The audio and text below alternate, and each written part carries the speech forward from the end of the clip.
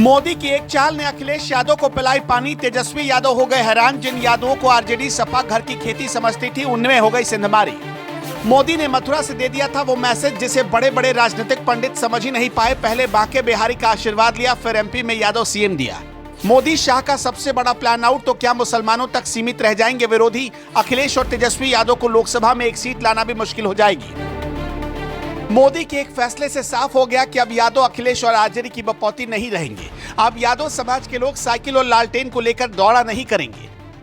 इसकी कोई गारंटी नहीं बची कि यादव समाज के लोग अब आरजेडी और समाजवादी पार्टी को अखिलेश यादव और तेजस्वी यादव, लालू प्रसाद यादव के नाम पर वोट करेंगे, क्योंकि मोदी की नई गारंटी सामने आ गई है। मोदी ने नई गारंटी दे दी है, मोहन यादव के तौर पर वो गारंटी जिसमें आम यादव को भी अपना भविष्य नजर आने लगा है। अब की बार 400 पार का नारा यूं ही नहीं दिया गया। बीजेपी ने इसका पूरा प्लान तैयार किया। 4 पॉइंट में पूरी कहानी समझाएंगे, लेकिन सबसे पहले यादव लैंड पर सबसे बड़ी चोट कर यदुवंशियों का बड़ा वोट अपने पाले में करने की कहानी जान लीजिए। मोदी अपने मास्टर स्ट्रोक के लिए जाने जाते हैं। छत्तीसगढ़ में सरप्राइज देने के बाद एमपी का सीएम चेहरा सामने आया। आधे विपक्ष को दौरा पड़ गया ये सुनते ही।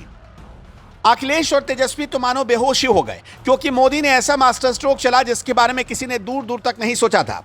मोदी के मोहन 2024 के लोकसभा चुनाव में यूपी बिहार में बीजेपी के लिए ट्रम्प कार्ड बनेंगे। मोहन यादव के सहारे पीएम मोदी लालू यादव और अखिलेश यादव के परिवारवाद की राजनीति पर निशाना साधेंगे।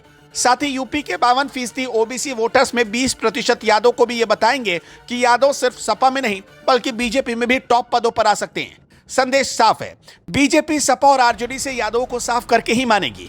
यूपी बिहार की पूरी सियासत ओबीसी वोट बैंक के इर्द गिर्द घूमती है। आंकड़े कहते हैं कि यूपी में ओबीसी वोट बैंक करीब 52% है। इनमें सबसे ज्यादा 20% हिस्सा यादव वोट बैंक का है और यही यादव सपा का परंपरागत वोटर माना जाता है।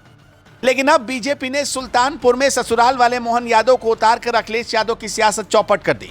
अब तक के इतिहास पर नजर डालें तो यूपी में 5 बार यादव सीएम बने। इनमें रामनरेश यादव, मुलायम सिंह यादव और अखिलेश यादव के नाम शामिल हैं। इसी तरह बिहार में लालू प्रसाद यादव, राबड़ी देवी और तेजस्वी यादव के आसपास यादवों की पूरी सियासत घूम कर रह जाती है।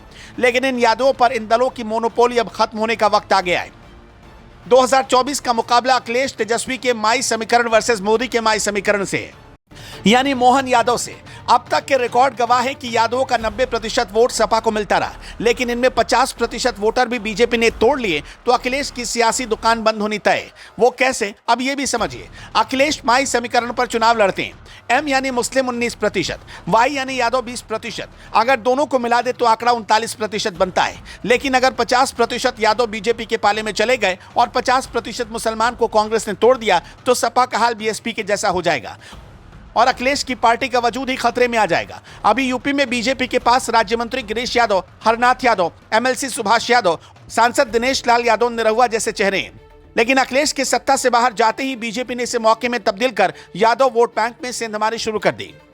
यानी यूपी से बिहार तक जाति की राजनीति करने वाले 2 सबसे बड़े दल, 2 सियासी परिवारों का वजूद एक झटके में खतरे में आ गया। मोदी के मास्टर स्ट्रोक ने यूपी से लेकर बिहार तक बड़े बड़े यादव नेताओं की नींद उड़ा दी। 2024 के इलेक्शन में मोदी के इस फैसले पर मोहर लगनी तय, जब सपा आरजेडी के माई समीकरण पर बीजेपी के माई यानी कि मोहन यादव भारी पड़ेंगे।